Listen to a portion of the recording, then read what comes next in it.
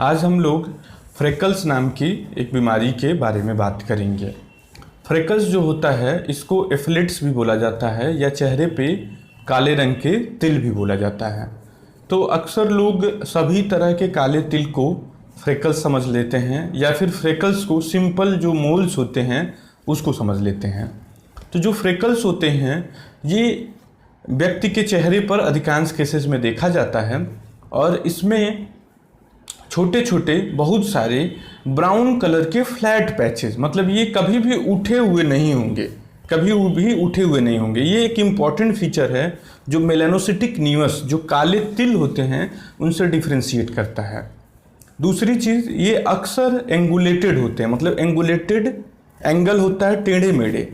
जो साधारण तिल होते हैं वो यूजुअली गोल होते हैं, बिल्कुल गोल से, और अधिकांश केसेस में थोड़े उठे हुए होते हैं।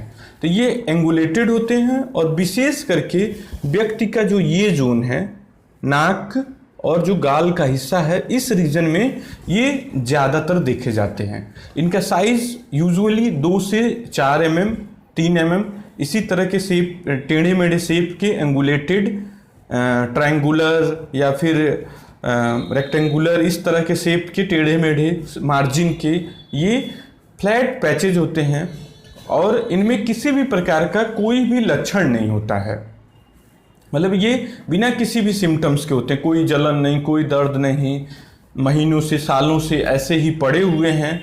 केवल ये देखने में ही थोड़े से किसी किसी को बेकार लगते हैं, मतलब कि ये प्योर कॉस्मेटिक प्रॉब्लम है। इससे किसी भी तरह से व्यक्ति को मन के अलावा शरीर के लेवल पे किसी भी तरह की पीड़ा या तकलीफ नहीं होती है। तो अधिकांश जो भी पेशेंट हमारे क्लिनिक पे विजिट करते हैं तो उनको यही होता है कि ये देखने में ख़राब लग रहा है, इसको किसी तरह से साफ़ कर दिया जाए। तो जो फ्रेकल्स होता है ये आखिर होता क्यों है? तो फ्रेकल्स होने के पीछे जो कारण देखा गया है उसमें 2 फैक्टर इंपॉर्टेंट माना गया है। एक तो जेनेटिक प्रेडिस्पोजिशन और दूसरा ज़्यादा फेयर स्किन। तो हमारे स्किन में 2 तरह की मेलानिन होती है, फियोमेलानिन एंड यूमेलानिन। तो ये जो फियोमेलानिन जिन लोगों में ज़्यादा पाया जाता है उन्हीं में देखा गया है कि फ्रेकल्स होने की टेंडेंसी होती है। तो जितनी स्किन और जिसके स्किन में जितनी फियोमेलानिन होगी और यूमेलानिन कम होगी उसकी स्किन उतना ज़्यादा गोरा होगा। उनके आँख का कलर भी ब्राउन कलर का हो सकता है, लाइट कलर का हो सकता है, बाल भी ब्राउनिश कलर के या फिर हल्के रंग के, मतलब कि ब्लैक कलर नहीं आएगा, हल्के लाइट रंग के, जिसे ब्लॉन्ड भी बोला जाता है, ब्लॉन्ड हेयर्स इनको बोला जाता है। तो यू मेलानिन जो होता है वो यूजुअली यूनिफॉर्म पिगमेंटेशन स्किन पे ले आता है और यू मेलानिन ज़्यादातर ज़्यादा डार्क लोगों में देखा जाता है। तो एक मायने में जिसकी स्किन जितनी गोरी होगी उसको उतना ज़्यादा फ्रेकल होने के चांसेस होते जाते हैं।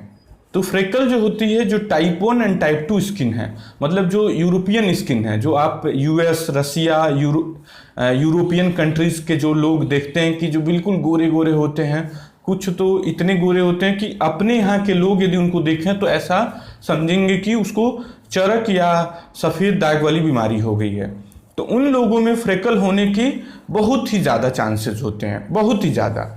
लेकिन क्या मतलब ये इंडियन स्किन में हो सकता है? तो ये इंडियन स्किन में बिल्कुल हो सकता है। तो इंडियन स्किन में भी कुछ लोग जो ज़्यादा गोरे होते हैं उनको ये प्रॉब्लम ज़्यादा देखने को मिलती है।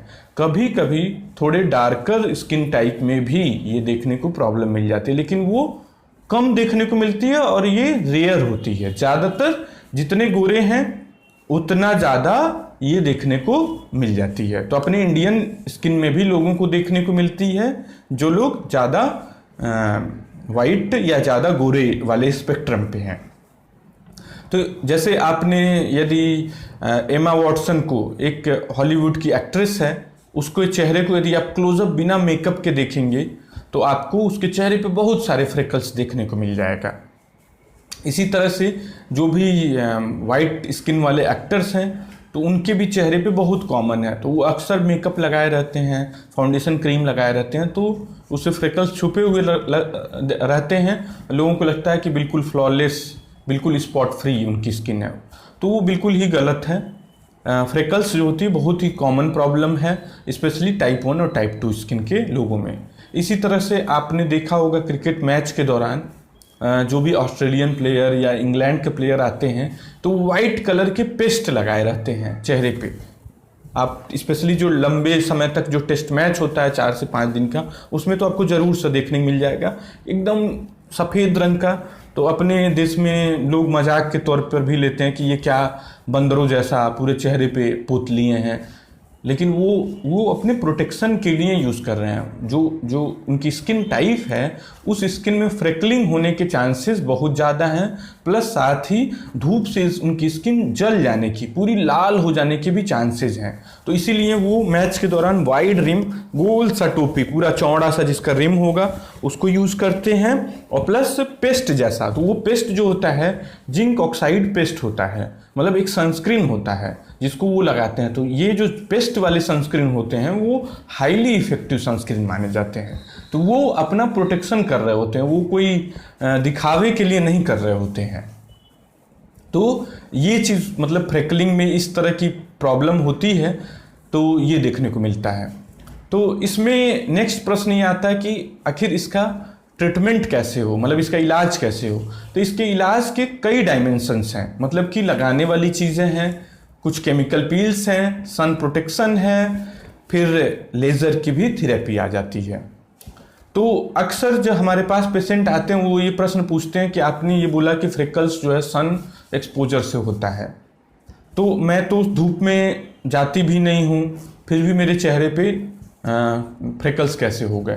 तो इसमें ध्यान देने वाली बात ये है कि जो इंडोर लाइट्स हैं, जो फ़ोन के लाइट्स हैं, जो और भी तरह के रोशनी है, फ़ोन की रोशनी, कंप्यूटर की रोशनी, लैपटॉप की रोशनी, जो टीवी की रोशनी, फ़ोन की रोशनी, माइक्रोवेव की रोशनी, ये सारे रेडिएशन जो होते हैं एक मायने में धूप के ही कमज़ोर रूप होते हैं। ज़्यादा देर आप खिड़की पे बैठ रहे हैं, ज़्यादा देर आप बाहर छाए में ही बैठे हैं, लेकिन बाहर छाए में बैठे हैं, तो ये सारी चीज़ें किसी न किसी रूप में रोशनी के ही प्रकार हैं और एक मायने में ये धूप के ही कमज़ोर रूप हैं। तो इसको माना जाएगा कि आप सन एक्सपोजर में हैं, मतलब कि आपको सन जो प्रोटेक्शन है, लाइट प्रोटेक्शन है, वो इंडोर भी जब घर के अंदर हैं तब भी आपको करना होगा। और यदि आप नहीं करते हैं तो फ्रेकल्स आपके और गहरे होंगे, उसकी संख्या बढ़ जाएगी। तो जो सबसे बेसिक और एक मायने में सबसे इम्पॉर्टेंट थिंग है वो है रोशनी से प्रोटेक्शन, सनलाइट से प्रोटेक्शन, लाइट से प्रोटेक्शन। तो इसके लिए प्रोटेक्शन के लिए एक तो आपको डायरेक्ट सनलाइट में नहीं जाना है, दूसरा आपको सनस्क्रीन यूज़ करना है। तो इसमें सनस्क्रीन का चुनाव भी बहुत ही इंपॉर्टेंट होता है। जैसे आप कोई भी रैंडम सनस्क्रीन लगा करके फ्रेकल से प्रोटेक्ट नहीं कर सकते हैं, आपको physical agent based sunscreen use करना होगा। तो फिजिकल एजेंट बेस्ड सनस्क्रीन कौन से हैं, तो जिनमें जिंक ऑक्साइड और टाइटेनियम ऑक्साइड नाम का मॉलिक्यूल मिला होता है, वो सनस्क्रीन फिजिकल सनस्क्रीन बोले जाते हैं। तो इसमें आपको फिजिकल सनस्क्रीन यूज़ करना होगा। तो फिजिकल सनस्क्रीन के साथ एक प्रॉब्लम आती है कि ये एक स्किन पे परत बनाते हैं, मतलब आपको ऐसा लगेगा कि आपने अलग से चेहरे पे कुछ लगा रखा है। जितना क्रूड और जितना प्योर फॉर्म में इन्हें यूज़ करेंगे तो ऐसा प्रतीत होगा कि आपने चेहरे पे कुछ लगा रखा है। इन्हीं में कुछ अब नए मॉडिफाइड सनस्क्रीन्स आ रहे हैं जो कि फिजिकल सनस्क्रीन के साथ आ रहे हैं, बेस वही रह रहा है और वो लगाने पे पता नहीं चल रहा है। मैट फिनिश टिंटेड सनस्क्रीन कुछ अवेलेबल हैं फिजिकल सनस्क्रीन, जिनमें बहुत ही लाइट टेक्सचर होगा, लगाने में अच्छा लगेगा और काफ़ी केसेस में पता भी नहीं चलता है कि आपने कुछ लगाया है। तो आपको फिजिकल सनस्क्रीन यूज़ करना होगा। केमिकल सनस्क्रीन की यूटिलिटी यहाँ पे कम हो जाती है, शून्य नहीं होती है लेकिन कम हो जाती है।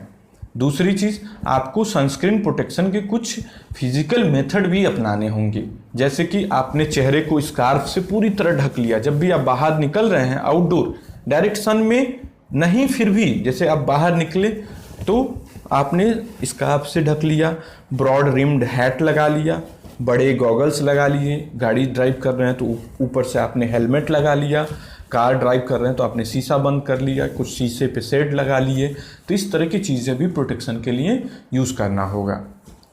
इसके अलावा जो फ्रेकल्स हो, इस सनस्क्रीन यूज़ करने से तो ये बेनिफिट होगा कि अब आपके फ्रेकल्स गहरे नहीं होंगे, फ्रेकल्स की संख्या नहीं बढ़ेगी। लेकिन जो फ्रेकल्स हो गए हैं उनके लिए क्या करना होगा? तो उन फ्रेकल्स के लिए आपको हाइपोपिगमेंटिंग या डीपिगमेंटिंग क्रीम यूज़ करना पड़ेगा। तो अभी तमाम तरह के hypopigmenting and depigmenting creams available हैं, जिसमें कि kojic acid, alpha arbutin, resveratrol, vitamin C, niacinamide, इसी तरह के लिक्विराइस, तमाम तरह के अब इस तरह के क्रीम्स मौजूद हैं। साधारणतः इस तरह के जो क्रीम्स होते हैं सेफ़ होते हैं, लेकिन इसी में कुछ क्रीम्स होते हैं जैसे कि जो स्टीरॉयड बेस होते हैं या फिर हाइड्रोक्विनोन बेस होते हैं। तो ये क्रीम जो होते हैं कुछ समय के लिए तो सेफ़ हैं, लेकिन लंबे समय के उपयोग में इनके साइड इफ़ेक्ट देखा जा सकता है। तो इन क्रीम का उपयोग केवल आपको डॉक्टर की निगरानी में, अपने डर्मेटोलॉजिस्ट की निगरानी में ही करना है, क्योंकि आपका डॉक्टर को पता है कि कब इन क्रीम्स का कितने समय यूज़ करने के बाद साइड इफ़ेक्ट आएगा, क्या अर्ली साइन है जिस पे कि इन क्रीम्स को बंद किया जा सकता है और साइड इफ़ेक्ट रिवर्ट बैक किया जा सकता है। तो ये जो माइल्डर क्रीम है जैसे कोजिक एसिड बेस्ड क्रीम, इन क्रीम्स के यूजुअली साइड इफ़ेक्ट नहीं है, लेकिन इनकी क्षमता भी कम है, मतलब आपको बेनिफिट भी कम मिलेगा। जो स्ट्रॉन्गर क्रीम है, जो hydroquinone and steroid based cream है, वो स्ट्रॉन्ग है, उसमें आपको फ़ायदा जल्दी मिलेगा, बेहतर फ़ायदा मिलेगा, लेकिन उसमें काफ़ी ज़्यादा साइड इफ़ेक्ट होने के चांसेस हैं। तो उन क्रीम्स को कभी भी खुद से ट्राई भी ना करें, खुद से अप्लाई भी ना करें। तो इन क्रीम्स को आपको लगाना होगा। तो पहले आपको क्रीम लगानी होगी, उसके ऊपर आपको सनस्क्रीन लगाना होगा। तो हमेशा यही पैटर्न होगा कि आपको, यदि आप मॉइस्चराइज करना चाहते हैं चेहरे को, तो पहले मॉइस्चराइजिंग क्रीम लगाया, फिर आपने हाइपोपिगमेंटिंग या डीपिगमेंटिंग क्रीम यूज़ किया, और लास्ट जो कोटिंग होगी वो सनस्क्रीन की होगी। और एक बार आपने सनस्क्रीन लगा लिया तो उसके बाद जब नेक्स्ट एप्लीकेशन होगा क्रीम का, तो आपको चेहरा धो करके ही क्रीम लगाना होगा। तो क्रीम से काफ़ी लोगों को हेल्प मिल जाती है, लेकिन पूरा हेल्प नहीं मिलता है, या फिर आधा अधूरा हेल्प मिलता है। तो ऐसे कंडीशन में हमारे पास दो ऑप्शन बचते हैं, केमिकल पील्स एंड लेज़र। जो केमिकल पील होता है, तो जो सबसे ज़्यादा केमिकल पील यूज़ किया जाता है इसमें, वो ग्लाइकोलिक एसिड पील यूज़ किया जाता है। इसी से ग्लाइकोलिक एसिड पील यूजुअली सेफ होता है, लंबे टर्म पर भी किसी तरह का साइड इफ़ेक्ट नहीं देखा गया है। यदि डॉक्टर की निगरानी में इन केमिकल पील्स का उपयोग किया जाए तो ये हाईली सेफ और हाईली इफ़ेक्टिव मॉडलिटी माने गए हैं फ्रेकल्स के मैनेजमेंट में। केमिकल पील के ही ग्रुप में एक मॉलिक्यूल होता है ट्राईक्लोरोएसिटिक एसिड, TCA। तो TCA पील आता है या फिर TCA टच एप्लीकेशन। तो TCA बेस जो भी पील है या TCA टच है, ये बहुत ही डेंजरस इन्फ्लेमेबल मॉलिक्यूल है। तो ये मॉलिक्यूल कभी भी रिस्क ना लें, कभी भी ट्राई ना करें खुद से यूज़ करने का। इवन स्मॉलर कंसंट्रेशन में भी आपकी स्किन जल सकती है, बर्न हो सकती है, काला पड़ सकता है। मतलब ठीक करने गए थे और बुरे जगह पे लैंड अप कर गए। तो ये आपको ध्यान देना होगा। तो ये हमेशा आपका डॉक्टर ही करेगा।